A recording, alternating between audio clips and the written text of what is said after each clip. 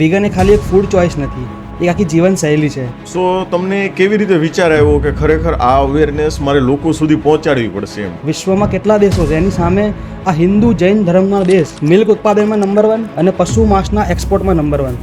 કોઈ કનેક્શન લાગે છે તમને આ બેમાં કોઈ હોઈ શકે? આપણે દૂધ પીએ છીએ એટલા માટે જ માંસ વધારે એક્સપોર્ટ થઈ રહ્યું છે એનું કારણ શું? ઇકોનોમિકલી પોસિબલ નથી. કે તમને આ માંસ ખાવાવાળા જે લોકો છે, બરાબર છે, જે માંસ ખાનારા લોકો છે એની સાથે જ તમને જો તકલીફ છે, બરાબર છે, તો તમે ત્યાં જાઓ ને એમ દૂધ પીવાનું કેમ લોકોને બંધ કરાવો છો? ડેરી ઉદ્યોગ છે ને એમાં માંસ ઉદ્યોગ કરતાં 10 ગણી ક્રૂરતા છે. એટલે માંસનો વિરોધ નહીં, દૂધનો વિરોધ નહીં, પણ તમે જે પશુઓ સાથે જે ક્રૂરતા કરી રહ્યા છો એનો વિરોધ છે. ભગવાન શ્રી કૃષ્ણ છે, બરાબર છે, તો એ માખણ ખાતા હતા, બરાબર છે, તો આ બધું દૂધ અને દૂધની બનાવટમાંથી જ બને છે, બરાબર છે. તો આ ડાયરેક્ટલી તમારો ભારતીય સંસ્કૃતિ કે આપણી સંસ્કૃતિ ઉપર જ પ્રહાર છે, આવું હું કહી શકું. તો આપણા હિન્દુ ધર્મમાં કહેવાય છે કે અહિંસા પરમો ધર્મ. આજે જે પશુઓ પ્રાણીઓ સાથે થઈ રહ્યું છે એ અહિંસા નથી, એ પરંપરાના કપડાં પહેરીને બેઠેલી હિંસા છે.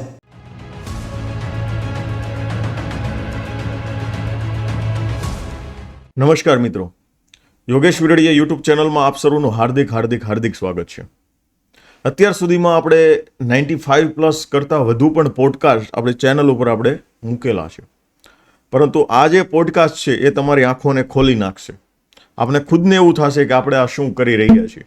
એવી જ એક સોશિયલ અવેરનેસની રિલેટેડ આજે આપણે ઘણી બધી એવી વાતો કરવાની છે કે આપણે દૂધ પીએ છીએ, આપણે છાશ પીએ છીએ, આપણે પ્રાણીઓ સાથે કેવું વર્તન કરીએ છીએ, હકીકતમાં પ્રાણીઓ સાથે કેવા પ્રકારનું શોષણ થઈ રહ્યું છે, ગાય છે, ભેંસ છે, આ બધાની સાથે કેવા અત્યાચારો થઈ રહ્યા છે જે ખરેખર આપણને ખબર જ નથી. તો એવી બધી સવાલોની ચર્ચાઓ સાથે આજે આપણી વચ્ચે એક સરસ મજાના ગેસ્ટ ઉપસ્થિત છે, પ્રતિક ભાવસાર. સો પ્રતિકભાઈ, તમારું હાર્દિક સ્વાગત છે અમારા સરસ મજાના પોડકાસ્ટમાં. ધન્યવાદ સાહેબ. મારું નામ પ્રતિક ભાવસાર છે. હું ગુજરાતી છું. ગુજરાત એટલે કે એવું રાજ્ય જેણે પૂરા વિશ્વને અહિંસા, વેપાર, સંસ્કૃતિ આ બધી વસ્તુની ધરોહર આપી છે ગુજરાતે. અને બેઝિકલી હું વીગન પણ છું. વીગન એ ખાલી એક ફૂડ ચોઇસ નથી, એક આખી જીવનશૈલી છે જેમાં વીગન લોકો સિલ્ક, લેધર, ઊન જેવા કપડાનો ઉપયોગ નથી કરતા કેમ કે આ પ્રાણીનામાંથી આવે છે. અને પ્લસ નોનવેજ, ઈંડા, દૂધ અને મધ જેવી વસ્તુઓ પણ નથી ખાતા કેમ કે આ બધી પ્રાણીઓના શોષણમાંથી આવે છે. તો અલ્ટિમેટલી વીગન લોકો એવી લાઈફસ્ટાઈલ જીવે છે, એવી વસ્તુઓ વાપરે છે જે પોતાની છે, જે પોતાની છે જ નહીં એ વસ્તુ વાપરતા નથી. બરાબર. હું આ અવેરનેસ ફેલાવવાનું કામ કરી રહ્યો છું. અત્યાર સુધી ઓફલાઈન લેવલ ઉપર કરતો હતો, પણ હવે થયું કે આ અવેરનેસને વધુ ફેલાવવાની જરૂર છે, લોકો સુધી પહોંચવાની જરૂર છે. તો એટલા માટે હવે ઓનલાઈન પ્લેટફોર્મ પર બી ચાલુ કરીએ છીએ અમે આ અવેરનેસ ફેલાવવાનું કામકાજ. હું કોઈ બી સંસ્થા કે એનજીઓ સાથે જોડાયેલો નથી. જે કંઈ બી કાર્ય કરું છું વોલન્ટરીલી કરું છું. સો તમને કેવી રીતે વિચાર આવ્યો કે ખરેખર આ અવેરનેસ મારે લોકો સુધી પહોંચાડવી પડશે એમ? બેઝિકલી મેઇન પ્રશ્ન મારા મનમાં સૌથી પહેલો જ્યારે મેં આ વસ્તુની રિયાલિટી જોઈ, હું પણ તમને એક હકીકત ફેક્ટ કહું તમને એક વસ્તુનો.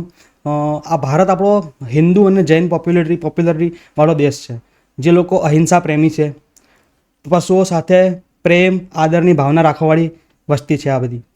તો આ ભારત દેશ આપણો પશુ માંસના એક્સપોર્ટમાં નંબર 1 કઈ રીતે બની ગયો? ઘણા બધા લોકોને આ વસ્તુની ખબર જ નથી કે આપણે પશુના માંસના એક્સપોર્ટમાં નંબર 1 છીએ. વિશ્વમાં કેટલા દેશો છે, એની સામે આ હિન્દુ જૈન ધર્મનો દેશ પશુ માંસના એક્સપોર્ટમાં આગળ છે. આપણા દેશમાં તો ખબર નહીં કેટલું યુઝ થતું હશે, પણ એક્સપોર્ટ કરી રહ્યા છે એમાં નંબર 1 છે આપણે. તો એ વસ્તુ ઉપર જ્યારે મેં ગૌર કર્યું કે આ વસ્તુ કઈ રીતે પોસિબલ થઈ, તો એમાં હું વધારે ઊંડો ઉતર્યો ત્યારે મને રિયાલિટીની ખબર પડી કે શું હકીકત છે એકચ્યુઅલમાં. તમને થોડો બી આઈડિયા ખરો કે આ વસ્તુ કઈ રીતે બની હશે? એક્સપોર્ટમાં નંબર 1 કઈ રીતે થયા હોઈશું આપણે? બીજું એક ફેક્ટ એ છે, બધાને ખબર જ હશે કે ઇન્ડિયા આપણો મિલ્ક ઉત્પાદનમાં નંબર 1 છે. યસ. તો તમને લાગે છે આ બેનું કોઈ કનેક્શન છે? મિલ્ક ઉત્પાદનમાં નંબર 1 અને પશુ માંસના એક્સપોર્ટમાં નંબર 1, કોઈ કનેક્શન લાગે છે તમને આ બેમાં કોઈ હોઈ શકે? એ બેમાં તો કઈ રીતે, કેમ કે જો મિલ્ક એક્સપોર્ટમાં નંબર 1 છે તો એટલા પશુઓ તો હશે જ આપણી પાસે. બિલકુલ. તો એ જ રીઝન છે ડેરી ઉદ્યોગમાં જે પશુઓ દૂધ આપવાનું બંધ કરે છે એ પશુઓ સ્લોટર હાઉસીસમાં વેચી દેવામાં આવે છે અને એનું કતલ થઈને એનું માંસ એક્સપોર્ટ થાય છે. અને માંસ ઉદ્યોગમાં તમને ખ્યાલ હશે, માંસ ઉદ્યોગમાં મરેલા પશુઓને નહીં મારવામાં આવતા, કેમ કે મરેલા પશુઓનું માંસ ખાવાના ઉપયોગમાં નથી આવતું. એમાં જીવતા પશુઓને મારીને પછી એનું માંસ એક્સપોર્ટ થાય છે. તો બેઝિકલી વસ્તુ એવી છે કે આજે જે દૂધ આપણે પીએ છીએ એ જ દૂધ આપતી ભેંસ કે ગાય જ્યારે દૂધ આપતું બંધ કરશે ત્યારે એને બાકીની જિંદગી જીવવા નહીં દેવામાં આવે. એને ડાયરેક્ટ જ કતલખાનામાં વેચી દેવામાં આવશે અને પછી એનામાંથી માંસ બનાવીને વેચવામાં આવશે અને પછી માંસ એક્સપોર્ટ થાય છે. આજે આપણે દૂધ પીએ છે એટલે જ માંસ એક્સપોર્ટ વધુ થઈ રહ્યું છે. એનું કઈ રીતે રિલેશન? આપણે દૂધ પીએ છીએ તો એટલા માટે જ માંસ વધારે એક્સપોર્ટ થઈ રહ્યું છે, એનું કારણ શું? કારણ એનું છે કે દેખો ઇકોનોમિકલી જોવા જઈએ ને આપણે તો ખાલી માંસ માટે ગાય કે ભેંસને ઉછેરવી એ વાયેબલ જ નથી ખાલી માંસ માટે. કેમ કે કોઈ પણ ગાય કે ભેંસને તમે જન્મતા વેચ તો માંસ માટે કાપી ના શકો. તમારે મેક શ્યોર કરવું પડશે કે મોટી થાય, બીજી ભેંસ કે ગાયને જન્મ આપે અને પછી તમે એને કાપશો. બેઝિક પ્રોસેસ તો આ જ રહેવાની. તો આ પ્રોસેસમાં લગભગ 4 થી 5 વર્ષ તમારે ભેંસને રાખવી પડે. તો 4 થી 5 વર્ષ તમે રાખશો તો તમારે એને ખવડાવવું પડશે. તો બેઝિકલી ગાય ભેંસને આપણા કરતાં વધારે ખાવા જોઈએ. 35-40 કિલો રોજ ખાવા જોઈએ. તો એ ગાય કે ભેંસને તમે ડેલી ખવડાવવાનો ખાલી ખર્ચો ગણો, ખાલી ખવડાવવાનો તો 120 થી 150 રૂપિયાની વચ્ચે આવે છે. ખાલી તમે ઘાસપૂસ ખવડાવો તો સસ્તામાં સસ્તું કરીએ તો આપણે રાઉન્ડ ફિગર 100 પકડીને ચાલીએ કદાચ કે 100 રૂપિયાનો ખર્ચો આવે છે એક ભેંસ માટે ડેલી. તો તમારે જો 4 વર્ષ પણ એ જ ભેંસને પાળવી હોય તો ખાલી ખોરાક પાછળ અપ્રોક્સ 1.5 લાખનો ખર્ચો થાય 4 વર્ષમાં. ખાલી ખોરાક પાછળ. બીજો ખર્ચો તો અલગ, એને રાખવા માટે જગ્યા જોઈશે, નવડાવવા ધોળાવવા માટે માણસ રાખવો પડશે. અલ્ટિમેટલી ખર્ચો 1.5 લાખ કરતાં વધવાનો છે. તો એ પ્રમાણે તમે જુઓ. અને બીજું વસ્તુ સામે જુઓ તો આજે માંસ, જે પશુનું માંસ છે એ ભારતમાં 400 થી 500 રૂપિયા કિલો વેચાય છે.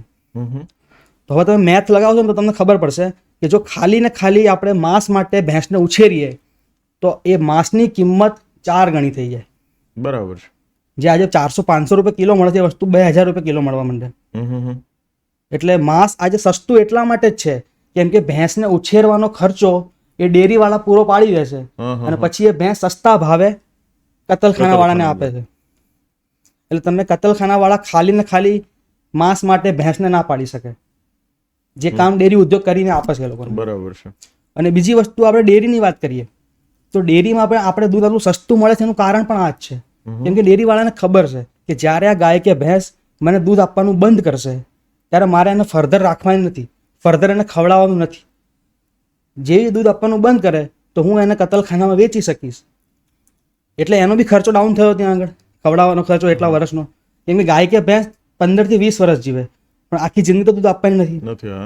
8-9 વર્ષની ઉંમર સુધી દૂધ આપશે પછી નેચરલી બંધ થઈ જશે દૂધ આપવાનું. તો બાકીના 7-8 વર્ષ એને જીવતી રાખવા માટે ખવડાવવું પડશે.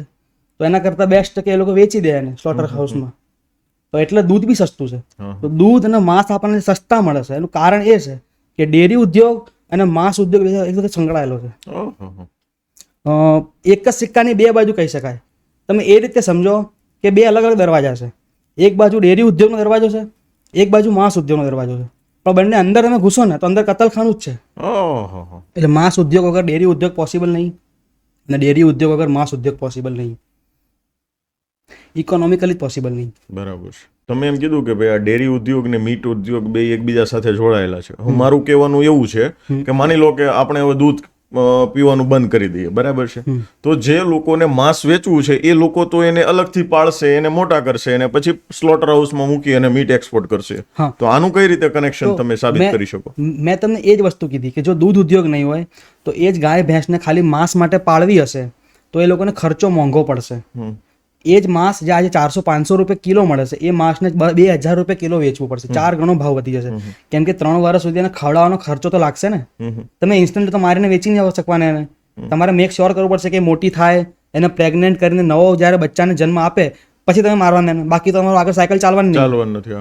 તો એ 4 વર્ષ સુધી તમે જીવતી રાખવા માટે તમે ખવડાવશો તો એ ખવડાવવાનો ખર્ચો, 4 વર્ષ સુધી એને રાખવાનો ખર્ચો, એને નવડાવવા ધોળાવવા માટે માણસ રાખવો એનો ખર્ચો, જમીનનો ખર્ચો, બધી વસ્તુ સગવડતા તમારે કરી આપવી પડે એને.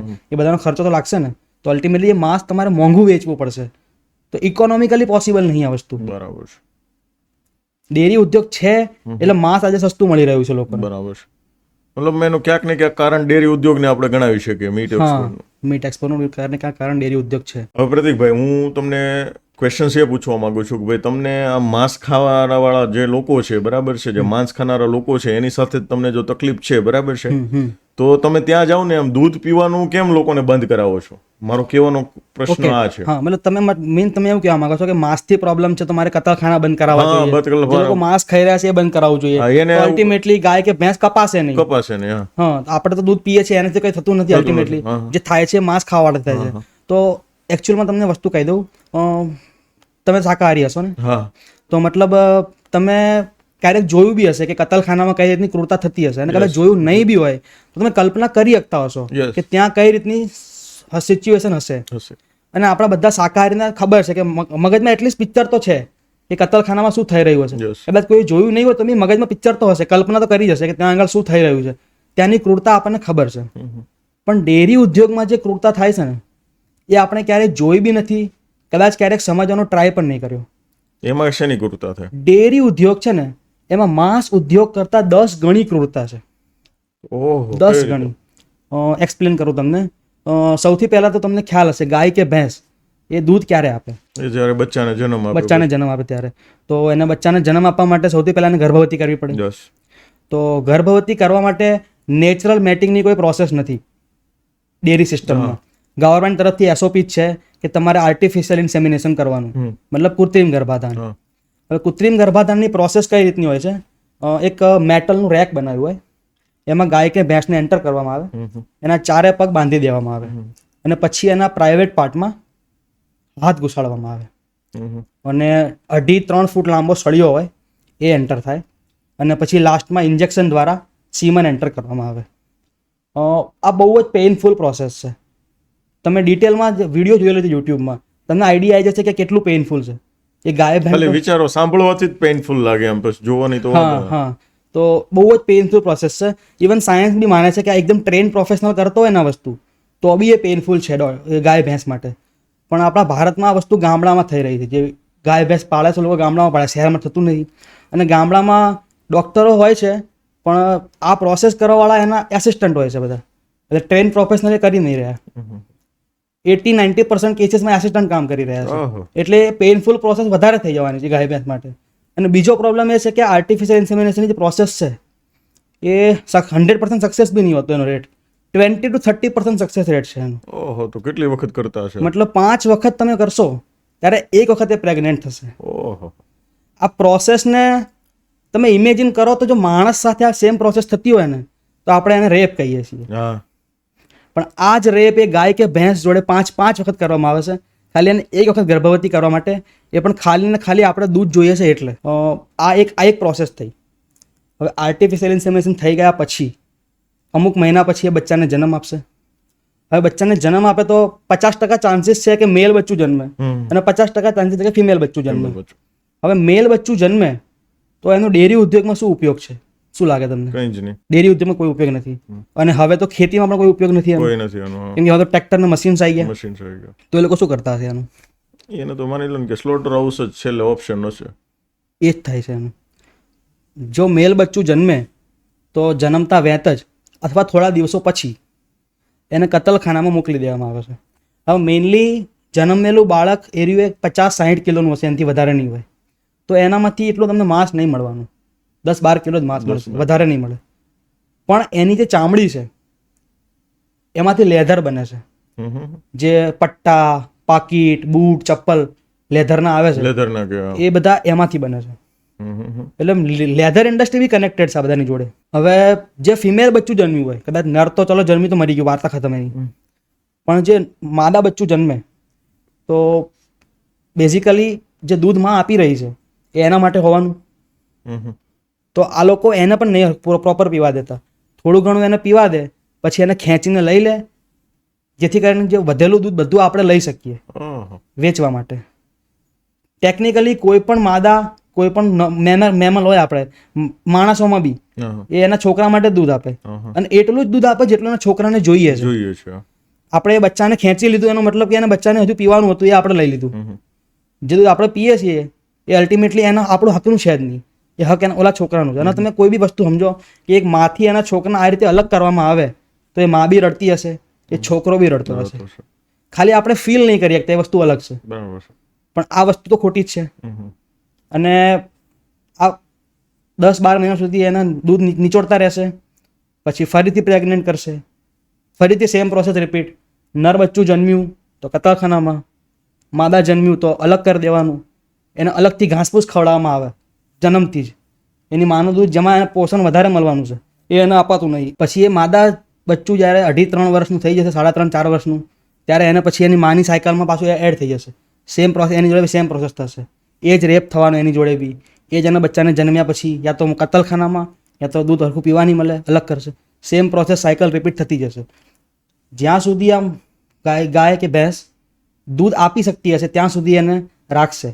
પછી માન લો કે નેચરલી એને દૂધ આપવાની કેપેસિટી ઓછી થઈ ગઈ તો છેલ્લી વાર બી એને પ્રેગ્નેન્ટ કરીને પછી કતલખાનામાં વેચશે આ લોકો, જેથી કરીને વજન વધે એનું. કેમ કે ત્યાં આગળ વજન પ્રમાણે ભાવ મળે. માંસ ઉદ્યોગમાં તમે કતલખાનામાં વેચો પશુને તો વજન પ્રમાણે ભાવ મળે. તો છેલ્લી વાર બી એને પ્રેગ્નેન્ટ કરીને પછી વેચે છે આ લોકો.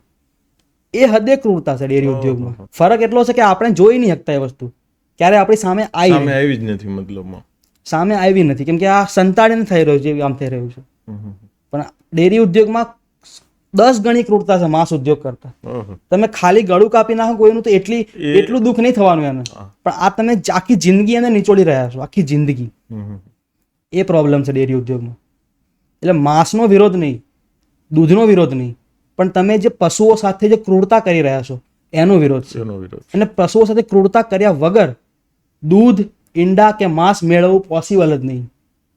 એટલે જ અમે લોકો એનો ત્યાગ કરી રહ્યા છીએ અને લોકોને અવેર કરી રહ્યા છે કે તમે બી ત્યાગ કરો. તમે વાત કરી એમ કે ભાઈ ગાયો ભેંસો સાથે, પ્રાણીઓ સાથે અત્યાચાર થઈ રહ્યો છે, બરાબર છે, એટલા માટે અમે ત્યાગ કરી દીધો છે, અમે લોકોને જણાવીએ છીએ કે તમે બી ત્યાગ કરી દો એમ.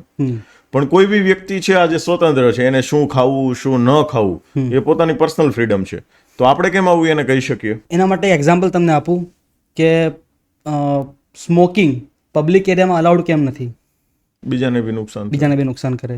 સિમિલરલી દારૂબંધી પણ છે ગુજરાતમાં, જાહેર પ્લેસીસ પર નથી. મતલબ ગુજરાતમાં તો બંધી જ છે દારૂબંધી. તો મતલબ એવું ત્યારે આપણે એવું નહીં કહી શકતા કે દારૂ અને સિગરેટ એની પર્સનલ ચોઇસ છે, કેમ કે એ બીજાને નુકસાન કરે છે. મેઇન વસ્તુ છે કે તમે તમારા ઘરની બહાર કચરો બાળતા હોય અને તમારા આજુબાજુવાળાને એના ધુમાડાના કારણે પ્રોબ્લેમ હોય તો એ લોકો અવાજ ઉઠાવી શકે એનો. અને અહીં ખાલી ને ખાલી વાત જે પ્રાણીઓ પશુઓ હેરાન થાય છે ખાલી એટલી જ વાત નહીં. આ ઉદ્યોગ છે ડેરી ઉદ્યોગ અને માંસ ઉદ્યોગ, આના કારણે પર્યાવરણ, પ્રકૃતિ બધાને નુકસાન છે. એ કઈ રીતે સમજાવું તમને કઈ રીતે? સૌથી પહેલું તો નદી પોલ્યુશન. જે ડેરી ઉદ્યોગમાં ગાય ભેંસ પાળવામાં આવે છે મોટા ભાગે એના ગોબર મૂત્ર ડાયરેક્ટ નદીમાં વહી જાય છે. અને ઇવન જો સીવેજ સિસ્ટમ થ્રુ બી જાય છે તો સીવેજ સિસ્ટમને વોટરને ટ્રીટ કરવાની સિસ્ટમ નથી. ગુજરાતમાં ખાલી મોટા મોટા શહેરોમાં સિસ્ટમ છે પણ ગામડાઓમાં સિસ્ટમ નથી. જે સીવેજ સિસ્ટમનું વોટર ટ્રીટમેન્ટ થઈને પછી નદીમાં જાય એવી કોઈ સિસ્ટમ નહીં. સીવેજનું વોટર ખાલી આપણે કંઈ ચાળણી ચડાવી જાય અને બાકી પાણી નીકળી જાય. કોઈ ટ્રીટમેન્ટ સ્પેશિયલ થતી નથી આમાં.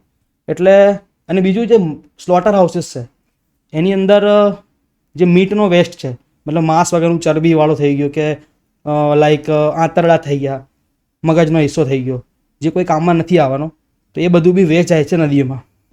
પ્લસ બ્લડ બી લોકો જે પ્રાણીનું પશુનું બ્લડ હશે એ બધું બી નદીમાં ગટર થ્રુ નદીમાં જ વહી જવાનું છે. અને ઇવન અમદાવાદ જેવા શહેરમાં જ્યાં ટ્રીટમેન્ટ પ્લાન્ટ છે સિવેજના, એ ટ્રીટમેન્ટ પ્લાન્ટમાં પણ આ લોહીની કોઈ ટ્રીટમેન્ટ થતી નહીં. લોહી ડાયરેક્ટ એમને નદીમાં વહી જાય, એની કોઈ ટ્રીટમેન્ટ છે જ નહીં. ઓલ ઓવર ઇન્ડિયામાં નથી, અમદાવાદનું છોડ દો, ઓલ ઓવર ઇન્ડિયાના કોઈ સિવેજ ટ્રીટમેન્ટ પ્લાન્ટમાં લોહીની કોઈ સિસ્ટમ છે જ નહીં. અને લોહીનો પ્રોબ્લેમ મેઇન એ છે કે લોહી છે ને સાયન્ટિફિકલી આ લોકો એવું માને છે કે આ બાયોલોજિકલ ઓક્સિજન ડિમાન્ડ ઓબ્જેક્ટ છે. મતલબ લોહી એવું છે જે ઓક્સિજનને શોષવાનું કામ કરે. એટલે તમે એવું માન લો, તમે એવું સાંભળ્યું હશે કે આપણે નદીમાં કોઈ કેમિકલ નાખીએ એના કારણે પ્રાણીઓ અંદરની માછલીઓ મરી જાય છે. તો એવું કેમિકલ જેનાથી માછલીઓ મરે એવું તમે 25 લીટર નાખશો ને એના જગ્યાએ 1 લીટર બ્લડ નાખશો ને બંને બરાબર છે. તો રિવર પોલ્યુશનમાં ઇન શોર્ટ કહું તો ડેરી ઉદ્યોગ અને માંસ ઉદ્યોગનો 10% હિસ્સો છે ખાલી નદીના પોલ્યુશનમાં. આ બે ઉદ્યોગો મળીને 10% હિસ્સો આપે છે નદીના પોલ્યુશનમાં. સરકાર દર વર્ષે 1000 કરોડથી 2000 કરોડ ખર્ચે છે નમામી ગંગે પ્રોજેક્ટમાં, જેમાં નદીને સાફ કરવાનું કામ કરી રહ્યા છે. હવે તમે માનો કે 10% હિસ્સો બંધ કરી દઈએ આપણે, ડેરી માંસ ઉદ્યોગ બંધ કરી દઈએ, તો 10% એટલી પોલ્યુટેડ રિવર થશે નહીં. તો આપણે એમાંથી 10% રકમ મતલબ 100-200 કરોડ દર વર્ષે બચશે, જેનાથી આપણે બીજા ઘણા કામ કરી શકીએ. બરાબર છે. તો એક તો આ નદી પોલ્યુશનની વાત થઈ. આના સિવાય વાત કરું તો લેન્ડ યુઝ, મતલબ પૂરા વિશ્વમાં જંગલનો નાશ થઈ રહ્યો છે, તમને ખબર જ હશે. આપણા કામ માટે આપણે જંગલનો નાશ કરી રહ્યા છીએ. તો જંગલનો નાશ થવા પાછળનું સૌથી પહેલું કારણ એ છે કે ખેતી. આપણે ખેતી માટે જમીન જોઈએ છે અને એના માટે આપણે જંગલનો નાશ કરી રહ્યા છીએ. એના સિવાય ઘણા બીજા કારણ છે, પણ મેઇન કારણ આ છે ખેતી. પછી આપણે ફર્નિચરના લાકડા માટે બી કાપીએ છીએ, પેપર માટે બી કાપીએ છીએ જંગલો, પણ એ બધા ઓછા કારણ છે. મેઇન કારણ આ છે કે આપણે ખેતી માટે કરીએ છીએ જંગલનો નાશ. અને પૂરા વિશ્વમાં 70% ખેતી એ પશુઓ માટે કરીએ છીએ આપણે, જે પશુઓને આપણે પાળીએ છીએ ખાવા માટે. જેમાં ગાય ભેંસ બી આવી ગઈ, જેનો ચારો આપણે ખવડાવીએ. તમે 5-6 વર્ષથી દૂધ આપશે તો 5 વર્ષથી આપણે ચારો તો ખવડાવવો પડશે ને, અને એ લોકોને ચારો વધારે જોઈએ છે. તમે આટલો ચારો ખવડાવશો ત્યારે આટલું દૂધ આવશે. ઇમેજિન કર્યું તમે વસ્તુ. અને ચારો ઉગાડવા માટે પાણી પણ જોઈએ છે. એક કેલ્ક્યુલેશન કરશો ને તો 1 લીટર દૂધ બનાવવા માટે 600 થી 700 લીટર પાણી વપરાય છે. તો હવે ભારત જેવો દેશ જેમાં ઘણા ગામડા એવા છે પીવાલાયક પાણી પહોંચતું નહીં, એવામાં આપણે ગાય ભેંસ પાળીને પાણીનો ઉપયોગ જ્યાં માણસો માટે થવો જોઈએ એ ઉપયોગ ત્યાં આગળ થઈ રહ્યો છે. અને અલ્ટિમેટલી ત્યાં બી ક્રૂરતા જ થાય છે એ લોકો જોડે. તો એક તો જમીન આપણે જંગલો કાપીએ છીએ ખેતી કરવા માટે, ખેતી પણ આપણે એમના માટે જ કરીએ છીએ, પ્રાણીઓ માટે. જો પ્રાણીઓ આપણે ઓછા કરી દઈએ, દૂધ ઉદ્યોગનો માંસ ઉદ્યોગ ઓછો કરી દઈએ, તો એ પ્રાણીઓની સંખ્યા બહુ ઓછી થઈ જશે. તો આપણે ખેતી માટે જગ્યા બી ઓછી જોઈશે અલ્ટિમેટલી. તો જંગલનો નાશ થતો અટકશે, નદી પણ શુદ્ધ થશે. બીજું છે મિથેન એમિશન. મિથેન એટલે ગ્રીન હાઉસ ગેસ કહેવાય છે. એના કારણે ગ્લોબલ વોર્મિંગ થાય છે. ફેક્ટરીઓ માટે ધુમાડામાં મિથેન ગેસ નીકળતો હોય છે. મિથેન ગેસના એમિશનમાં ડેરી ઉદ્યોગનો બીજા નંબરનો ભાગ છે. પહેલો નંબરનો ફેક્ટરીનો હિસ્સો છે, પણ બીજા નંબરનો હિસ્સો આનો બી છે, ડેરી ઉદ્યોગનો. ગાય ભેંસ બકરી આ બધા જે પશુઓ છે ને, એ નેચરલી એમના શરીરમાં ખોરાકને પચાવવા માટે કેમિકલ હોય. તો એ કેમિકલ જ્યારે ખોરાક પચાવે ને ત્યારે મિથેન ગેસ રિલીઝ કરે. તો ગાય ભેંસમાં ડકાર તમે જોયું તો નોર્મલ હોય છે, ડકાર લેતી હોય છે ગાય ભેંસ નોર્મલી. તો એ ડકાર લે ને તો એમાંથી મિથેન ગેસ બહાર નીકળે, અને મિથેન ગેસ વાતાવરણમાં જાય છે અને એ ગ્લોબલ વોર્મિંગ અલ્ટિમેટલી કરે છે. બરાબર. વિશ્વમાં જેટલો બી મિથેન ગેસ રિલીઝ થાય છે એમાં 25 થી 30% હિસ્સો ડેરી ઉદ્યોગનો છે. તો ડેરી ઉદ્યોગ અને માંસ ઉદ્યોગના કારણે ગ્લોબલ વોર્મિંગ બી થાય છે, પર્યાવરણને બી નુકસાન થઈ રહ્યું છે, જંગલો કપાય છે, નદી પોલ્યુટેડ થાય છે, અને પ્રાણીઓ દુભાય છે તો અલગ જ છે. આટલા નુકસાન છે. હવે વસ્તુ કેવી છે કે આ બધા રીઝન ઇનફ છે ડેરી ઉદ્યોગ અને માંસ ઉદ્યોગને બંધ કરવા માટે, કેમ કે લોકોની પર્સનલ ચોઈસ હવે રહેતી નથી. તમે આ બધા કારણ સમજો, પર્યાવરણ, પ્રકૃતિ, આ બધી વસ્તુ ખરાબ થતી હોય કોઈ એકના કારણે, તો પછી પર્સનલ ચોઈસ રહેતી નથી. અને વસ્તુ એવી છે કે અત્યારે કંઈ પોસિબલ બી નથી અમારા માટે વિરોધ કરવો કોઈ વસ્તુનો, કેમ કે અત્યારે અમે માઇક્રો કોમ્યુનિટીમાં આવીએ. અમારી સંખ્યા, વિગનોની સંખ્યા 150 કરોડનો દેશ છે, એમાં અમારી સંખ્યા હજારોમાં છે. મતલબ 0.5% બી નથી એવું માન લો. અમે માઇનોરિટીમાં બી ના આવીએ. જૈનો, મુસ્લિમ, શીખ આ બધા માઇનોરિટીમાં આવી શકે, અમારી તુલના માઇનોરિટીમાં બી નહીં થતી, માઇક્રોમાં થાય, એની બી નીચે. અમે જે એટલીસ્ટ માઇનોરિટી બની ગયા ને, 150 કરોડના દેશમાં 5-10 કરોડ બી સંખ્યા અમારી થઈ ગઈ, તો અમે આંદોલન કરી શકીએ, સરકારના ઉપર પ્રેશર બનાવી શકીએ, એવી પોલિસી સરકાર બનાવવા માટે મજબૂર કરી શકીએ કે ધીરે ધીરે સરકાર ડેરી અને માંસ ઉદ્યોગને બંધ કરે અને પછી બીજી ફિલ્ડમાં શિફ્ટ કરે લોકોને. અલ્ટિમેટલી ડેરી અને માંસ ઉદ્યોગને બંધ કરવા માટે અમે પ્રેશર લગાવી શકીએ, પણ ત્યારે જ્યારે અમે એટલીસ્ટ માઇનોરિટી બની જઈએ. અત્યારે અમે માઇક્રો કોમ્યુનિટીમાં, અત્યારે અમે વિરોધ કરીએ કોઈ પોસિબલ જ નહીં વસ્તુનો. ઓકે પ્રતિકભાઈ, તમે એમ કહો છો કે ભાઈ આપણે આ વસ્તુ બંધ કરવી જોઈએ, બરાબર? ડેરી ઉદ્યોગ છે એ બંધ કરવો જોઈએ, આ જે કતલખાના છે એ બંધ કરવા જોઈએ. તો આપણે મોરલી વિચારીએ અને ઇથિકલી બી વિચારીએ, ચાલો તો જે ડેરી ઉદ્યોગ છે એના એક્સપોર્ટથી ઇન્ડિયાની ઇકોનોમી સ્ટ્રોંગ થાય છે. પછી માની લઈએ કે આ બીફ જે એક્સપોર્ટ થાય છે, બરાબર છે, એમાં બી ઇકોનોમી દેશને કંઈક ને કંઈક ફાયદો તો થતો જ હશે. તો આ બધું બંધ કરવાથી દેશને ઘણું બધું નુકસાન થશે. તો આમાં કઈ રીતે તમે એમ કહો છો કે આ બધું બંધ કરાવવું જોઈએ? બરાબર વાત છે. અને મેઇન પોઈન્ટ એ પણ છે કે આ બધી વસ્તુ ઉપર, ડેરી ઉદ્યોગ અને માંસ ઉદ્યોગ ઉપર લાખો લોકો રોજગાર માટે બી હા નિર્ભર છે. રોજગારી બી છે, બહુ બધી છે. લાખો લોકો એની પર નિર્ભર છે. તો આ બધી વસ્તુ બંધ કરીને એના રોજગાર ઉપર બી અસર થવાની છે. થવાની છે. એ બધું હું સ્વીકારું છું કે આ વસ્તુનો પ્રોબ્લેમ છે, પણ એનું સોલ્યુશન અવેલેબલ છે. હવે માની લો કે ગાય ભેંસ ઓછા થઈ જશે તો એગ્રીકલ્ચરલ વેસ્ટ વધશે આપણી પાસે. આપણે જે ખોરાક ખવડાવીએ ઘાસપૂસ એ વધવાનું આપણી પાસે. ખેતીમાં આપણે ઘઉં વાઢી લીધા તો બાકીનો સામાન વધે, આપણે કત્તરથી ગાય ભેંસને ખવડાવતા હતા. ખવડાવતો. પણ એ જો ગાય ભેંસ ઓછી થઈ જશે, બહુ ઓછી, તો એ વધુ વધશે આપણી પાસે. તો એગ્રીકલ્ચરલ વેસ્ટ વધશે, ફૂડ વેસ્ટ પણ વધશે. આપણે ઘરમાં રોટલી શાક કંઈક વધતું હોય તો આપણે ગાયને ખવડાવતા હોઈએ છીએ, આપણી રિચ્યુઅલ રહી છે, પરંપરા રહી છે આપણી. તો ગાય ભેંસની સંખ્યા ઓછી થઈ જશે તો આ વસ્તુ બી વધવાની છે આપણી પાસે. તો એક આ બી પ્રોબ્લેમ છે કે ભાઈ એગ્રીકલ્ચરલ વેસ્ટનું શું કરશું, ફૂડ વેસ્ટનું શું કરશું. તો એગ્રીકલ્ચરલ વેસ્ટ, ફૂડ વેસ્ટ આ બધી વસ્તુ વધશે તો આ બધી પ્રોડક્ટમાંથી આપણે અલગ અલગ ઘણી પ્રોડક્ટ બનાવી શકીએ આ જ વસ્તુમાંથી, વેસ્ટમાંથી. જેમ કે બાયોગેસ તમે સાંભળ્યું હશે, યસ વ્હાઇટ કોલ સાંભળ્યું છે? Yes white call. હા, બાયો ચાર આવે, બાયો સ્લરી, આવી 4-5 આઈટમ છે જે બનાવી શકીએ. હવે બાયોગેસની મેઇન વાત એ છે ને, બાયોગેસ. તો બાયોગેસને આપણે કમ્પ્રેસ કરીને CBG બનાવી શકીએ, compressed biogas, similar two CNG. અને CBGનો ફાયદો એ છે કે તમે CNG ઉપર ચાલતા વ્હીકલ્સમાં ડાયરેક્ટલી CBG ફિલ કરી શકો કોઈ પણ મોડિફિકેશન વગર. અને CBG ઉપર તમે વાહન ચલાવો તો તમારી એફિશિયન્સીમાં ફરક નહીં પડવાનો, એન્જિનના વર્કિંગમાં કોઈ ફરક નહીં પડવાનો. અને ઉલટાનું CNG કરતાં લેસ પોલ્યુટન છે આમાં, બરાબર. CBGમાં. અને બીજી વસ્તુ છે કે CBG સસ્તું છે CNG કરતાં. અને સૌથી મેઇન ઇમ્પોર્ટન્ટ વાત, જેટલું બી CNG આપણે આજે ભારતમાં યુઝ કરીએ છીએ એ 50% આપણે ઇમ્પોર્ટ કરીએ છીએ LNGના ફોર્મમાં. વિદેશથી LNGના ફોર્મમાં ગેસ આવે છે, પછી આપણે એને ગેસમાં કન્વર્ટ કરીએ છીએ, પછી કમ્પ્રેસ કરીને CNG બનાવીએ છીએ અને પછી પંપમાં ભરવામાં આવે છે. તો આપણે 50% પણ CBG યુઝ કરવા માંડીએ CNGના જગ્યાએ તો એ 50% ઇમ્પોર્ટ આપણે બંધ કરી દઈશું. તો CNGની ઇમ્પોર્ટ બંધ થશે. હવે અલ્ટિમેટલી આપણે પહેલાં જો એક્સપોર્ટ માસનું બંધ થયું તો સામે આપણે ઇમ્પોર્ટ બી બંધ કરી રહ્યા છીએ CNGનું, તો ઇકોનોમી બેલેન્સ થઈ જશે ને. સિમિલરલી વ્હાઇટ કોલનો ઉપયોગ કરીએ તો વ્હાઇટ કોલ બી એગ્રીકલ્ચરલ વેસ્ટમાંથી બને છે. પંજાબ, હરિયાણામાં તમે સાંભળ્યું હશે પરાલી સળગાવતા હોય છે ખેડૂતો, પ્રદૂષણ બહુ થાય છે એના કારણે. તો એનાથી બી આપણે વ્હાઇટ કોલ બનાવી શકીએ. જે પરેલી વધે છે ને એમાંથી બી વ્હાઇટ કોલ બની શકે. અલ્ટિમેટલી એગ્રીકલ્ચરલ વેસ્ટમાંથી જ બનવાનો વ્હાઇટ કોલ. વ્હાઇટ કોલ કોલસાના જેવો જ હોય, કલરમાં વ્હાઇટ નહીં હોતો, પણ વ્હાઇટ એટલા માટે કહેવાય કેમ કે જ્યારે સળગાવવામાં આવે ને ત્યારે ઓછું પોલ્યુશન કરે છે, બરાબર, ઓલા કોલસાના કમ્પેરિઝનમાં. તો આપણે એ કોલસામાં વ્હાઇટ કોલ ભેળવીને બી ફર્નેસમાં યુઝ કરી શકીએ પાવર પ્લાન્ટની અંદર ઇલેક્ટ્રિસિટી ઉત્પન્ન કરવા માટે. એવું સમજી લો કે અત્યારે પેટ્રોલમાં E20 ફ્યુઅલ આવે છે. યસ, આવે છે. પેટ્રોલમાં 20% ઇથેનોલ મિક્સ આવે છે. સિમિલરલી હું કહી રહ્યો છું કે કોલસામાં 30% વ્હાઇટ કોલ ભેળવો અને ફર્નેસ ચલાવો પાવર પ્લાન્ટની અંદર. અને હું આ થિયરેટિકલી વાત નહીં કરી રહ્યો, ઓલરેડી જે સંસ્થા છે, ગવર્મેન્ટ સંસ્થા જે આ પાવર પ્લાન્ટનો દેખરેખ રાખતી હોય છે, એ ઓલરેડી ઘણા પાવર પ્લાન્ટની અંદર 30% વ્હાઇટ કોલ ભેળવીને એક્સપેરિમેન્ટ કરી ચૂકી છે અને સક્સેસફુલ થઈ ચૂક્યો છે અને કોઈ પ્રોબ્લેમ આવતો નથી.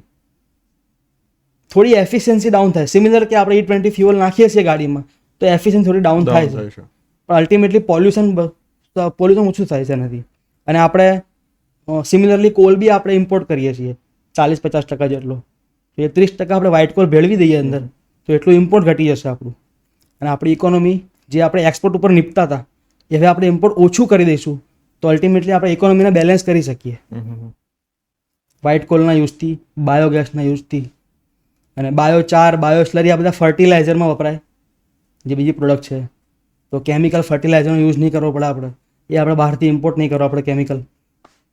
આપણા ખેડૂતોને ફર્ટિલાઇઝર આપણે ઓર્ગેનિક ફર્ટિલાઇઝર આપી શકશું અલ્ટિમેટલી. તો એવું નથી કે આપણે કોઈ જગ્યાએ શિફ્ટ કરશું તો આપણી ઇકોનોમી પર અસર થશે કે એમ્પ્લોયમેન્ટ ઉપર અસર થશે. એક જગ્યાએથી એમ્પ્લોયમેન્ટ હટશે તો બીજી જગ્યાએ ઊભી થશે. બરાબર.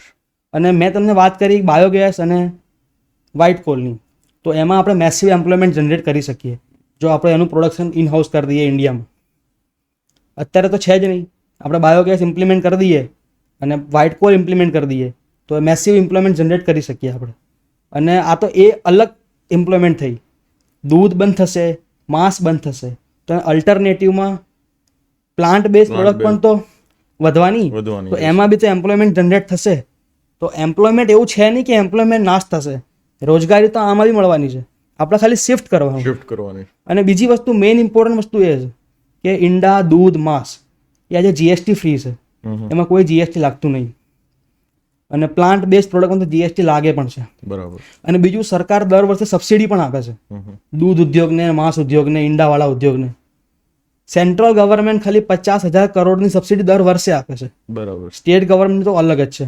તો આ બધું જ ફંડ જો આપણે આ ડેરી ઉદ્યોગને કે માંસ ઉદ્યોગને આપવાનું બંધ કરીને એને ડાયવર્ટ કરી દઈએ તો આપણે આપણા દેશમાં વ્હાઇટ કોલની ફેક્ટરીઓ, બાયોગેસની ફેક્ટરીઓ અને પ્લાન્ટ બેઝ પ્રોડક્ટની ફેક્ટરીઓ નાખીને મેસિવ એમ્પ્લોયમેન્ટ જનરેટ કરી શકીએ છીએ.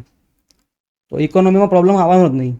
આપણે એક્સપોર્ટ ઓછું કરશું તો સામે આપણે ઇમ્પોર્ટ પણ ઓછું કરી દઈશું અને એમ્પ્લોયમેન્ટ જનરેટ થશે, એ તો અલગ. બરાબર. અને ઓવરઓલ બાયોગેસના યુઝથી અને વ્હાઇટ કોલના યુઝથી પોલ્યુશન પણ ઓછું થવાનું છે. તો બધા માટે વિન વિન સિચ્યુએશન છે. મતલબ આનું બી સોલ્યુશન છે ખરું એમ? હા, એનું પણ સોલ્યુશન છે. તો પ્રતિકભાઈ, તમે ઘણા બધા સોલ્યુશન આપ્યા કે ભાઈ આપણે બાયોગેસ બનાવીએ, પછી વ્હાઇટ કોલ બનાવીએ આપણે, બરાબર છે. બધું તમે બહુ સરસ રીતે એક્સપ્લેન કર્યું. હવે દૂધ અને ઈંડા એ કોઈ બી વ્યક્તિ માટે બહુ જ જરૂરી છે, કેમ કે ન્યુટ્રિશન વેલ્યુ એને જ વધારે છે. આપણે કોઈ બી જગ્યા પર જઈએ તો કે આને દૂધ પીવરાવો એમ, બરાબર છે. એનાથી આગળ જઈએ તો એમ કે ભાઈ આને થોડુંક ઈંડા ને એવું ખવડાવો એટલે પ્રોટીન ને આ બધું એનામાં સારી રીતે મળે એમ, બરાબર છે. ઘણા બધા ડોક્ટર બી સજેસ્ટ કરતા હોય છે કે ભાઈ પર ડે તમારે એક ખાવાનું છે એમ. તો આ બધું છોડી દઈએ આપણે. ઓલરેડી ઇન્ડિયામાં ન્યુટ્રિશન ડેફિશિયન્સી તો છે જ બધાને, કંઈક ને કંઈક. કોઈને વિટામિન એ ઘટતું હોય, કોઈને બીજા વિટામિન ઘટતા હોય, કોઈને ન્યુટ્રિશન ઘટતા હોય, બરાબર છે. તો આ બધાને કઈ રીતે તમે બેલેન્સ કરશો? આનું શું સોલ્યુશન છે તમારી પાસે? જો બેઝિકલી તમે એવું કહી રહ્યા છો કે ઈંડા, દૂધ સસ્તા છે તો પણ આપણામાં ન્યુટ્રિયન્ટ ડેફિશિયન્સી છે. તો મતલબ એનો મતલબ હું એવું માનું છું કે ઈંડા અને દૂધમાં પૂરતા ન્યુટ્રિયન્ટ જ નથી. તમે માનો દૂધની અંદર પ્રોટીન અને કેલ્શિયમ બે જ વસ્તુ હોય, પ્રોટીન અને કેલ્શિયમ. અને ઈંડામાં મેઇનલી પ્રોટીન હોય. આ પૂરતા નથી. હું તમને એવું કહું છું કે દૂધ અને ઈંડામાં જે ન્યુટ્રિયન્ટ છે એ પૂરતા નથી એના પ્રાઇસના અકોર્ડિંગ. હું તમને એક્સપ્લેન કરું. આ એક સોયા મિલ્ક આવે, સોયા મિલ્ક, બરાબર. સોયાબીન આવે ને, સોયાબીનના દાણા, કઠોળ આપણે કહીએ સોયાબીન, શાક કરતા હોઈએ છીએ આપણે, બરાબર છે. તો એમાંથી દૂધ બનાવવામાં આવે, બરાબર. જે આ ગાય ભેંસનું દૂધ નથી, આ અલગ દૂધ થયું, પ્લાન્ટ બેઝ મિલ્ક. પ્લાન્ટ બેઝમાં તમે સોયાનું દૂધ બનાવી શકો, બદામનું બનાવી શકો, કાજુનું બનાવી શકો, અનલિમિટેડ ઓપ્શન છે, ઢગલો ઓપ્શન છે દૂધ બનાવવાનો. તો એક સોયાબીનનું દૂધ છે. આ કોષ્ટક જો જેમાં ન્યુટ્રિયન્ટ લખેલા છે, બરાબર છે. પહેલા કોષ્ટકમાં છે આપણા સોયા મિલ્કના દૂધના ન્યુટ્રિયન્ટ છે, અને બાજુમાં દૂધમાંથી કેટલું મળે છે એ છે. તો પ્રોટીન જો સોયા મિલ્કમાં 45 થી 50 ગ્રામ મળે છે, જ્યારે ઓલામાં 32 ગ્રામ મળે છે. મતલબ પ્રોટીનમાં બી વધારે છે. કેલ્શિયમ પણ તમે જો સરખું છે, બે 1200 મિલીગ્રામ. વિટામિન B12 જે દૂધમાં બહુ ઓછું હોય છે, એ જે આમાં 2.2 માઇક્રોગ્રામ છે, જે સફિશિયન્ટ છે દરેક વ્યક્તિ માટે. વિટામિન D3 પણ જો 600 છે, જ્યારે દૂધની અંદર 0 થી 400 ની વચ્ચે ફ્લક્ચ્યુએટ થતું હોય છે. K2 પણ જો છે, જે દૂધમાં હોતું જ નથી. ફેટ બહુ ઓછું હોય છે, અને ફેટ આપણને ખબર છે દૂધમાં હોય છે, બહુ ઓછું હોય છે. બીજું કોલેસ્ટ્રોલ મેઇન રીઝન હોય છે હાર્ટ ડિસીઝનું, બ્લડ પ્રેશરનું. તો એ બધી વસ્તુ દૂધમાં હોય છે, કોલેસ્ટ્રોલ એ વસ્તુ, જ્યારે સોયાના દૂધમાં એ વસ્તુ નહીં હોય. તો હેલ્થ વાઇઝ પણ આ વસ્તુ સારી છે. બીજું છે લેક્ટોઝ. લેક્ટોઝ તમને ઇન્ફોર્મેશન થોડી આપું લેક્ટોઝ વિશે. તો દરેક દૂધની અંદર લેક્ટોઝ હોય, મતલબ જે મેમલનું દૂધ, એમાં પ્લાન્ટ બેઝ દૂધની વાત નહીં કરી રહ્યો, મેમલનું દૂધ મતલબ ગાય, ભેંસ, બકરી, કોઈ બી દૂધ હશે, એ માણસનું દૂધ પણ, તો એમાં લેક્ટોઝ હશે દૂધની અંદર. લેક્ટોઝ પચાવવા માટે આપણા શરીરની અંદર એક એન્ઝાઇમ બનતું હોય જેને લેક્ટેઝ કહેવાય. તો એ લેક્ટોઝને પચાવીને પછી આપણા શરીરમાં અંદર મોકલે, આગળના ભાગમાં પેટમાં. એ જ્યાં આપણું એસિડ હોય આપણું, એની અંદર એન્ઝાઇમ રિલીઝ થાય અને એમાં દૂધની અંદર રહેલા લેક્ટોઝને પચાવીને પછી દૂધ આગળ જાય. તો નેચરલી માણસોની અંદર લેક્ટેઝ બનવાનું કામ 4 વર્ષ પછી બંધ થઈ જાય. જ્યારે આપણે 4 વર્ષના બાળક હોઈએ ત્યાં સુધી લેક્ટેઝ બને, પછી લેક્ટેઝ બનતું જ નહીં, કોઈના શરીરમાં નહીં બનતું. મતલબ કે એ નેચરલી વસ્તુ એવી છે કે આપણે દૂધ ત્યાં સુધી જ પીવાનું છે જ્યાં સુધી આપણામાં લેક્ટેઝ બને છે. જ્યાં સુધી આપણે બાળક છીએ 4 વર્ષના, ત્યાં સુધી આપણે દૂધ પીવાનું છે. પછી આપણને નેચરલી આપણું શરીર જ કહી રહ્યું છે કે તમારે દૂધ નથી પીવાનું, બરાબર, તેમ છતાં બી આપણે દૂધ તો રોજ પીતા હોઈએ રોજ પીએ છીએ. તો એના કારણે થાય છે શું કે જે આપણા શરીરમાં લેક્ટેઝ નહીં હોતું એ દૂધના લેક્ટોઝને પીગાળવા માટે, પચાવવા માટે. તો જ્યારે પેટમાં જાય લેક્ટોઝ તો એ ત્યાં આગળ એનું પચાવવાનું કામ થતું નથી અને પછી જાય છે આંતરડામાં. આંતરડાની અંદર લેક્ટોઝ જાય એટલે ત્યાં રહેલા બેક્ટેરિયા એનું ફર્મેન્ટેશન કરે બરાબર, અને એના કારણે ગેસ બને છે. તો મોટાભાગના લોકોને જે ગેસનો પ્રોબ્લેમ, અપચાનો પ્રોબ્લેમ, એટલે મોટાભાગના લોકોને જે પચવામાં પ્રોબ્લેમ થતો હોય છે કે ગેસનો પ્રોબ્લેમ થતો, એસિડિટીનો પ્રોબ્લેમ થતો હોય છે, તો આ બધા પ્રોબ્લેમ એના કારણે જ થાય છે કે દૂધમાં રહેલું લેક્ટોઝ આપણા શરીરમાં પ્રોપરલી પચતું નથી અને દરેકના શરીરમાં નથી પચતું. હ્યુમનનો નેચરલી જ 4 વર્ષ પછી આપણે દૂધ પીવા માટે બન્યા જ નહીં. બરાબર છે, સાયન્ટિફિકલી પ્રૂવન વસ્તુ છે, પણ તેમ છતાં બી આ વસ્તુ કોઈને ખબર નથી અને લોકો દૂધ પીધે જ રાખે છે. સૌથી મેઇન ઇમ્પોર્ટન્ટ વસ્તુ કાગળમાં જોવાની છે પ્રાઇસ છે. આ પ્રોડક્ટની પ્રાઇસ તમે જુઓ, 50 રૂપિયા લીટર છે. હા, જ્યારે ડેરીમાં 70-80 રૂપિયા, 85 રૂપિયા તમને મળે. બિલકુલ. આ દૂધ એક તો પૌષ્ટિક પણ વધારે છે, હેલ્થ માટે બી સારું છે અને સસ્તું પણ છે. હા, બધી રીતે પ્રોપર છે.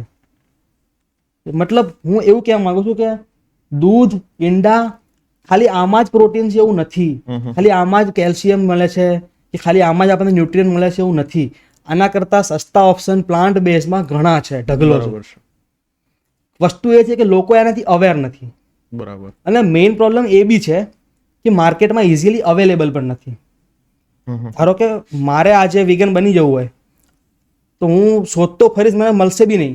સોયાબીન દૂધ ક્યાં લેવા જઈશ હું? બરાબર. જ્યારે ડેરીનું દૂધ, અમૂલનું કે કોઈ બી કંપનીનું લેવા જવું હોય તો ઢગલો મળી જાય તમને, જ્યાં જાઓ ત્યાં મળે. તો આ એક પ્રોબ્લેમ છે, હું સ્વીકારું છું કે તમને એના ઓપ્શન અવેલેબલ, ઇઝીલી અવેલેબલ નથી. અમદાવાદ જેવા શહેરમાં કદાચ તમને મળી બી જશે, પણ નાના શહેરોમાં મળવું મુશ્કેલ છે. કદાચ તમને મળશે બી નહીં, આખા શહેરમાં તમે ફરી લો તો બી. એક પ્રોબ્લેમ છે, પણ વસ્તુ એવી છે કે કોઈ પણ વસ્તુની સપ્લાય ત્યારે થશે જ્યારે આપણે ડિમાન્ડ ઊભી કરશું. વાહ ભાઈ વાહ. આપણે ડિમાન્ડ ઊભી કરવી પડશે. હું ઓલરેડી કંપનીઓ જોડે વાતચીત કરી રહ્યો છું કે આવી બધી પ્રોડક્ટને આપણે લોકો સુધી પહોંચાડીએ, પણ એ કંપનીઓનો પ્રોબ્લેમ આ જ આવે છે કે પાસે કોઈ માંગવાનું જ નથી, તો ડિમાન્ડ જ નથી વસ્તુની. તો આપણે એવું વિચારીએ કે જ્યારે આવી પ્રોડક્ટ અવેલેબલ થશે ત્યારે હું આ દૂધ બંધ કરીશ અને ઓલું દૂધ ચાલુ કરીશ, તો એ વસ્તુ પોસિબલ થવાની જ નથી. તમે જ્યાં સુધી ડિમાન્ડ નહીં કરો વસ્તુની ત્યાં સુધી સપ્લાય મેનેજ કરવી પોસિબલ નથી. તો આપણે ઇન્સ્ટન્ટલી ડિસિઝન એ લેવાનું છે કે હું આ દૂધ બંધ કરીશ, પછી હું આ દૂધ આના અલ્ટરનેટિવ માટેની ડિમાન્ડ કરીશ માર્કેટમાં, તો ત્યારે મને આ વસ્તુ મળવાની છે. પણ હું આ વસ્તુ બંધ જ નહીં કરું, ડિમાન્ડ ક્રિએટ જ નહીં કરું, તો સપ્લાય મેનેજ થવાની પોસિબિલિટી છે જ નહીં. તો આપણે આ વસ્તુ બંધ કરીને ડિમાન્ડ ઊભી કરવાની જરૂર છે, તો સપ્લાય ઓટોમેટિક મેનેજ થઈ જશે. અને બીજું પ્રોટીન માટે વાત કરીએ, પ્લાન્ટ બેઝમાં સોયાબીન છે, છોલે ચણા છે, ટોફુ આવે, પનીરના જગ્યાએ ટોફુ આવે. આમાં પનીરના જેવું જ દેખાય, પનીરના જેવું જ ટેસ્ટ હોય. ઉલટાનું ટોફુ પનીર કરતાં બી સસ્તું છે. તો પ્રોટીન માટે બી ઘણા ઓપ્શન અવેલેબલ છે. અને કેલ્શિયમની વાત કરીએ તો લીલા શાકભાજીમાંથી કેલ્શિયમ ભરપૂર મળે તમને, ભરપૂર.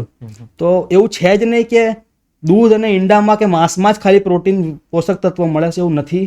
પ્લાન્ટ બેઝમાં બી બધા જ પોષક તત્વો, પ્રોટીન, વિટામિન, કેલ્શિયમ બધું જ ઇઝીલી મળી જાય છે.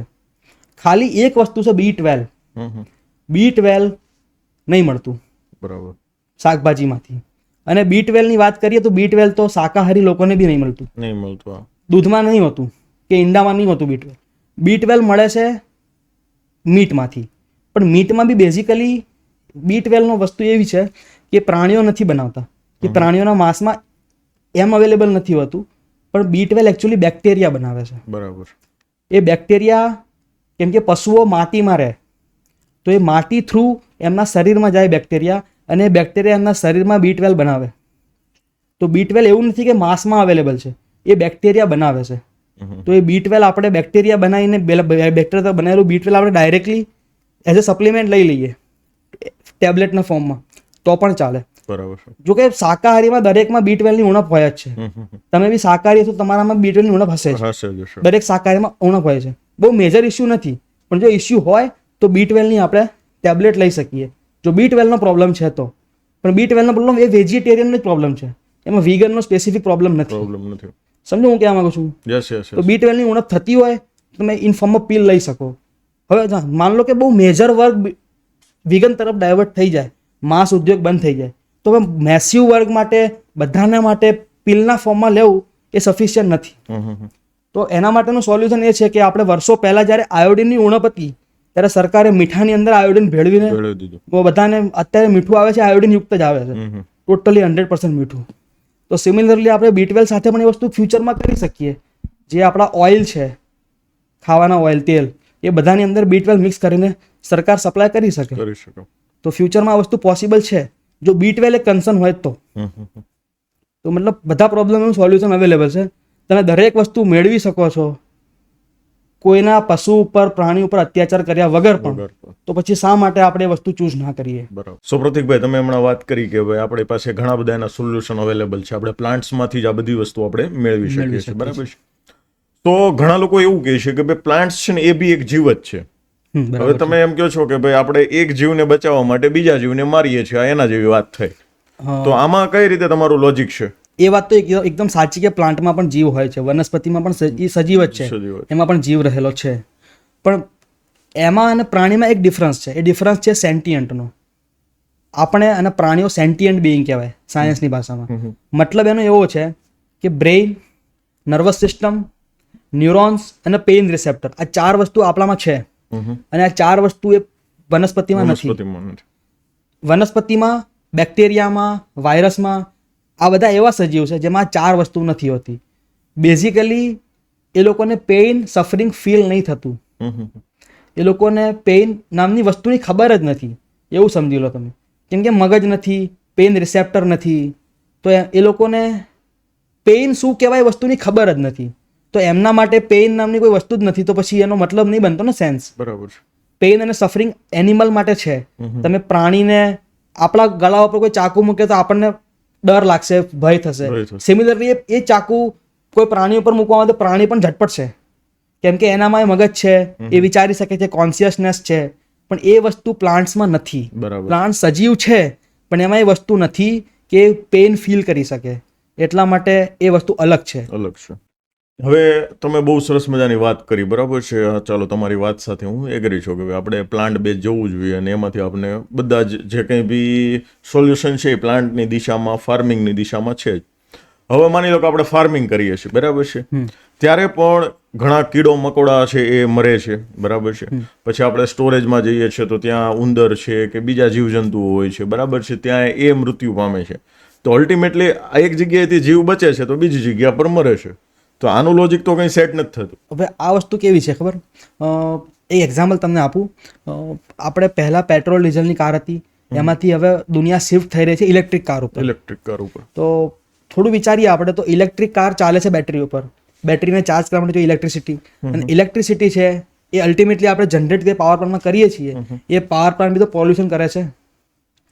તો એક રીતે જોવા જઈએ તો આ સેન્સ નહીં બનાવતી વાત કે આપણે પહેલા જે ધુમાડો ગાડીઓના સાયલેન્સરમાંથી નીકળતો હતો એ ધુમાડો હવે પાવર પ્લાન્ટના ઓલામાંથી નીકળે છે, ચીમનીમાંથી નીકળે છે. તો અલ્ટિમેટલી પોલ્યુશન તો થવાનું જ છે. તમે પેટ્રોલ ડીઝલ યુઝ કરો કે ઇલેક્ટ્રિક વ્હીકલ યુઝ કરો, ડિફરન્સ નથી. પણ એક ફરક, નાનો ફરક એ છે કે આપણે ઇલેક્ટ્રિક એનર્જી જે આજે ઉત્પન્ન કરીએ છીએ એ આપણે ધીરે ધીરે શિફ્ટ કરી રહ્યા છીએ. પહેલાં આપણે મેજોરિટી ઇલેક્ટ્રિસિટી ઉત્પન્ન કરતા હતા કોલસામાંથી, આજે 60% કરીએ છીએ. બાકીની 40% આપણે રિન્યુએબલ એનર્જીમાંથી કરીએ છીએ, like solar energy, wind energy. આ બધી એનર્જીમાંથી આપણે ઉર્જા, ઇલેક્ટ્રિસિટી ઉત્પન્ન કરીએ છીએ, એ પોલ્યુશન નહીં કરતી. મતલબ આપણી પાસે એક ઓપ્શન છે કે આપણે ફ્યુચરમાં ઇલેક્ટ્રિસિટી ધીરે ધીરે રિન્યુએબલ તરફ શિફ્ટ કરીને પોલ્યુશન ઓછું કરી શકીએ છીએ. જે ઓપ્શન આપણી પાસે પેટ્રોલ ડીઝલના કેસમાં નથી. એટલા માટે ઇલેક્ટ્રિક વ્હીકલને આપણે ગ્રીન કહીએ છીએ. સમજો તો વસ્તુ શું કહેવા માંગુ છું? બરાબર. તો ડાયરેક્ટ ઇફેક્ટ નહીં કરતું. ઇલેક્ટ્રિક વ્હીકલમાં તમે શિફ્ટ કરો તો ડાયરેક્ટલી પોલ્યુશન ઉપર ઇફેક્ટ નહીં આવતી એની. પણ કેમ કે ઇલેક્ટ્રિસિટી આપણે ઉત્પન્ન કરવા માટે આપણી પાસે ઓપ્શન છે અવેલેબલ, જેનાથી આપણે લેસ પોલ્યુશન કરીને બી ઇલેક્ટ્રિસિટી ઉત્પન્ન કરી શકીએ, ત્યારે મેક એ વસ્તુ સેન્સ બનાવે છે. બાકી ડાયરેક્ટ કોઈ વસ્તુ સેન્સ બનાવતી નહીં. તો એ જ રીતે આ કેસમાં બી તમે વિચારો તો આપણે ખેતીમાં બી પેસ્ટિસાઇડ નાખ્યા વગર પણ ખેતી કરી શકીએ છીએ. વગર પેસ્ટિસાઇડ ખેતી પોસિબલ છે. અને જો બેઝિકલી આ જ પ્રોબ્લેમ હોય, તમને આ જ પ્રોબ્લેમ છે, કીડા મરવાનો જ પ્રોબ્લેમ છે, તો એક વસ્તુ વિચારો કે આપણે 70% ખેતી આજે એ પશુઓ માટે કરીએ છીએ. તો જો આ બધા લોકો આપણે પશુઓને નહીં ખવડાવીએ, પશુઓ પાળીશું નહીં, અને આપણા માટે જ ઉગાડીશું તો આપણે બહુ ઓછા પાક ઉગાડવા પડશે. સમજ્યા વસ્તુ બેઝિકલી? બરાબર. આજે 70% ખેતી આપણે ખાલી પશુઓ માટે કરીએ છીએ. એ પશુઓ જેને આપણે પાળીએ છીએ, એના ખાવા માટે ઉપયોગ કરીએ છીએ. જો એ પશુઓ નહીં રહે તો આપણે આપણા માટે બધી ખેતી કરીશું તો એ 70%ના જગ્યાએ આપણે 50% કે 40% કરવી પડશે ખેતી. યસ. તો એ અલ્ટિમેટલી આપણે ઓછી ખેતી કરવી પડશે. ઓછી ખેતી કરશું તો અલ્ટિમેટલી ઓછા કીડા જીવાણુઓ મળશે. બરાબર. તો બે વસ્તુ છે. એક તો આપણે ખેતી એવી રીતે બી કરી શકીએ છીએ કે જેનાથી કીડા ઓછા મરે, પેસ્ટિસાઇડનો ઓછો કરી શકીએ યુઝ. અને બીજી વસ્તુ એ પણ છે કે આપણે અલ્ટિમેટલી ખેતી ઓછી જ કરવાના છીએ જેટલી અત્યારે કરી રહ્યા છીએ. કેમ કે અત્યારે આપણે ખેતી કરીને એ પશુઓને ખવડાવીએ છીએ. તો એક તો આ રીતે આપણે કીડા ઓછા મારીશું અલ્ટિમેટલી. અને બીજી વસ્તુ ઉંદરની વાત કરી તમે, તો જરૂરી નથી કે આપણે ઉંદરને મારવા જ પડે. આપણે એને પિંજરામાં કેદ કરીને બી આપણા અનાજને રક્ષા કરી શકીએ છીએ, પછી એને બીજે છોડી શકીએ છીએ. આ ટ્રીટમેન્ટ આપણે ઘરમાં કરતા જોઈએ. ઉંદરને મારવાની જગ્યાએ પિંજરામાં પૂરીને પછી એને બીજે છોડતા આવીએ. તો આ ઓપ્શન એવો છે કે જેમાં આપણે કીડાની કે ઉંદરના જીવને બચાવી શકીએ છીએ. અને જ્યારે અત્યારે જે આપણે કરી રહ્યા છીએ એમાં બચાવવાનો કોઈ ઓપ્શન જ નહીં. તો એટલા માટે ખેતી તરફ જવું વધારે સેફ છે આ પ્રાણીઓ માટે. ઓકે. હવે આ પોડકાસ્ટનો સૌથી અગત્યનો અને મહત્વનો સવાલ મેં તમને ઘણા સમયથી હું સાંભળી રહ્યો છું, તમે બધા સવાલોના જવાબો આપી રહ્યા છો, બરાબર છે? હવે ગુજરાતની સંસ્કૃતિની વાત કરીએ, ભારતીય સંસ્કૃતિની વાત કરીએ તો આપણી ઘરે કોઈ મહેમાન આવે છે, બરાબર છે, તો આપણે એને ચા, કોફી, દૂધ આપીએ છીએ, મીઠાઈ ખવડાવીએ છીએ, કોઈ સારું કાર્ય કરીએ છીએ, કોઈ શોપનું ઉદ્ઘાટન કરીએ છીએ, ઘરે કોઈ શુભ પ્રસંગ હોય છે તો આપણે મીઠાઈઓ ખવડાવીએ છીએ, બરાબર છે. ભગવાન શ્રી કૃષ્ણ છે, બરાબર છે, તો એ માખણ ખાતા હતા, બરાબર છે. તો આ બધું દૂધ અને દૂધની બનાવટમાંથી જ બને છે, બરાબર છે. તો આ ડાયરેક્ટલી તમારો ભારતીય સંસ્કૃતિ કે આપણી સંસ્કૃતિ ઉપર જ પ્રહાર છે, આવું હું કહી શકું. બેઝિકલી તમારી વાત સાચી છે કે ચા આપણી સંસ્કૃતિ, આપણી પરંપરા સાથે જોડાયેલી છે. આપણે એનાથી અલગ આપણે મહેસૂસ નહીં કરી શકતા. ચા વગર આપણે સવાર જ નહીં પડતી, કલ્પના જ ન કરી શકીએ, કલ્પના નહીં કરી શકતા આપણે ચા વગર. અને આપણા ગુજરાતીઓને તો છાશ વગર બી નહીં ચાલતું. ખીચડીમાં છાશ તો જોઈએ જ. તો માનું છું કે આપણી પરંપરા, સંસ્કૃતિ સાથે આ વસ્તુ જોડાયેલી છે. પણ મેઇન વસ્તુ વાત કરું તો આપણા હિન્દુ ધર્મમાં કહેવાય છે કે અહિંસા પરમો ધર્મ. પછી બીજું કહેવાય છે કે વસુધૈવ કુટુંબકમ અને સર્વે સંતુ નિરામય. જૈનોની અંદર મહાવીર સ્વામી કહી ગયા છે કે પરસ્પર પરગ્રહો જીવનમ. અલ્ટિમેટલી આ બધાનો મતલબ એ જ છે કે આપણે દરેક પ્રાણીઓ સાથે હળી મળીને રહેવાનું છે, પ્રેમ ભાવના સાથે રહેવાનું છે, આદર ભાવના સાથે રહેવાનું છે. આ પૃથ્વી છે એ બધાની છે, આપણી એકલાની નથી. એ લોકો સજીવ અહીંયા આગળ છે તો એ આપણી સાથે છે આ પૃથ્વી ઉપર, આપણી માટે નથી અલ્ટિમેટલી. તો અહિંસા હિન્દુ ધર્મ હોય કે જૈન ધર્મ હોય, આપણો પાયો છે. અહિંસા આપણા ધર્મની મેઇન ફિલોસોફી છે, અહિંસા. તો ભૂતકાળમાં બી એવી પરંપરાઓ જે આ અહિંસાથી વિરુદ્ધ હતી, આપણે એ પરંપરાઓને તોડી છે અને ચેન્જ કરી જ છે. જેમ કે તમે એક્ઝામ્પલ લેતો સતી પ્રથાનું, બાળકીને દૂધ પીતી કરવાનો રિવાજ બી હતો, ઘૂંઘટ પ્રથા હતી, બલિની પ્રથા હતી, શિકારની પ્રથા બી હતી, અઢળક પ્રથાઓ હતી આવી જે અમાનવીય હતી, જે ધર્મના વિરુદ્ધ કહીએ આપણે, કેમ કે અહિંસાનો વિરોધ હતો. તો એને આપણે પરંપરાઓને તોડી છે, આપણે આગળ વધ્યા જ છીએ અલગ પરંપરાઓ સાથે, અલગ સંસ્કૃતિ સાથે. કેમ કે આપણે આપણો જે મેઇન ધર્મનો જે મેઇન પાયો છે અહિંસા, આપણે એને તોડવા નહીં માંગતા. એટલે આપણે બીજી એવી પરંપરાઓ જે એના વિરુદ્ધ જાય છે એને આપણે તોડીને આગળ વધ્યા જ છીએ. આજે જે પશુઓ પ્રાણીઓ સાથે થઈ રહ્યું છે એ અહિંસા નથી, એ પરંપરાના કપડાં પહેરીને બેઠેલી હિંસા છે. તો અલ્ટિમેટલી હું સંસ્કૃતિ, પરંપરા એના વિરુદ્ધ છું, પણ કેમ કે હું ધર્મનો પાયો જે અહિંસા છે હું એના સાથે છું. કોઈ પણ એવી વસ્તુ જે અહિંસાના વિરુદ્ધ હશે એ વસ્તુ બદલવાની જરૂર તો છે જ. અને તમે કીધું કે ચા, કોફી, દૂધ, આ બધી જ વસ્તુ તમે ગાય ભેંસના દૂધ વગર પણ સોયાબીનના દૂધમાંથી, બદામના દૂધમાંથી બનાવી શકો છો. બધું પેમ્પલેટ તમને આપ્યું હતું, એમાં નોટ કરીને લખેલું બી છે એ લોકોએ કે તમે ચા, કોફી, ખીર, દૂધપાક, દહીં, છાશ બધું જ બનાવી શકો એનાથી. આનું દહીં પણ બને? એમ? દહીં પણ બને, છાશ પણ બને, ઘી પણ બને. ઘી ના બને. ઘી માટે વીગન ઘી અલગ આવે છે, એ દૂધમાંથી નહીં બને, એની પ્રોસેસ અલગ છે. બરાબર. દૂધમાંથી બધું બનાવશો પણ ખાલી ઘી નહીં બને. ઘી નહીં બને. દહીં, છાશ બધું બનશે પણ ઘી નહીં બને. ઘી માટે અલગથી વીગન ઘી આવે છે, એ લઈ લેવાનું. હમ. મતલબ તમારી પાસે તમારી મીઠાઈઓ પણ રહેશે, તમારી મીઠાઈઓ ચા પણ પણ રહેશે, બનાવી શકશો. મીઠાઈઓ બનાવી શકો. તમારી મીઠાઈઓ પણ રહેશે, તમારી ચા પણ રહેશે, તમારી કોફી પણ રહેશે. બસ ખાલી પ્રાણીઓ પર થતી ક્રૂરતા નહીં રહે. હમ. તો આપણે ચૂઝ કરવાનું છે કે આપણે શું કરવું છે. આપણા ધર્મનો પાયો સાચવવો છે કે પરંપરા સાચવવી છે, એ આપણા ઉપર છે. હવે સૌથી મોટી વાત મારે એ કરવી છે કે તમે શરૂઆતમાં જ્યારે તમારું ઇન્ટ્રોડક્શન્સ તમે આપ્યું, બરાબર છે, ત્યારે તમે એમ કીધું કે ભાઈ મારી કોઈ સંસ્થા નથી કે હું કોઈ NGO સાથે જોડાયેલો નથી, બરાબર છે, હું એકલો જ સ્વતંત્ર રીતે આ કરું છું એમ.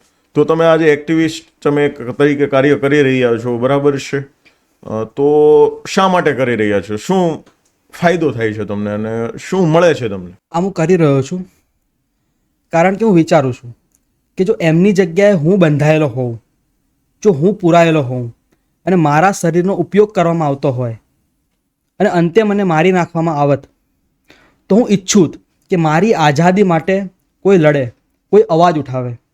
એવું નથી કે આ પ્રાણીઓ બોલતા નથી, બસ એમની ચીસોને આપણે સાંભળતા નથી. ઊન એ પેલા ઘેટા માટે છે, આપણા માટે નહીં. દૂધ એ ગાયના બચ્ચા માટે છે, આપણા માટે નહીં. પ્રાણીઓ, પશુઓ બધા જ દુઃખ, દર્દ, આનંદ, ભય બધું જ ફીલ કરે છે, આપણી જેમ જ. આ પૃથ્વી ફક્ત આપણી નથી. પ્રાણીઓ, પશુઓ આપણી સાથે છે, આપણી માટે નહીં. અને જે દિવસે આપણે આ વાત સમજી જઈશું, આપણે ખરેખર માનવ બની જઈશું. જ્યાં સુધી આ પૃથ્વી પર એક પણ નિર્દોષ કેદ છે, આપણે તો આઝાદ છીએ, માનવતાની. હું એટલું કહીશ કે વીગન બનો, મારા માટે નહીં, તમારા ધર્મ માટે પણ નહીં, આ પર્યાવરણ કે પ્રકૃતિ માટે પણ નહીં. બસ એ પ્રાણી માટે બનો જે રડે છે, પીડાય છે, પણ કોઈ સાંભળતું નથી. અને એવા પણ ઘણા લોકો હશે જે મારી વાત સાંભળશે, સમજશે, છતાં પણ દૂધનો ત્યાગ નહીં કરે.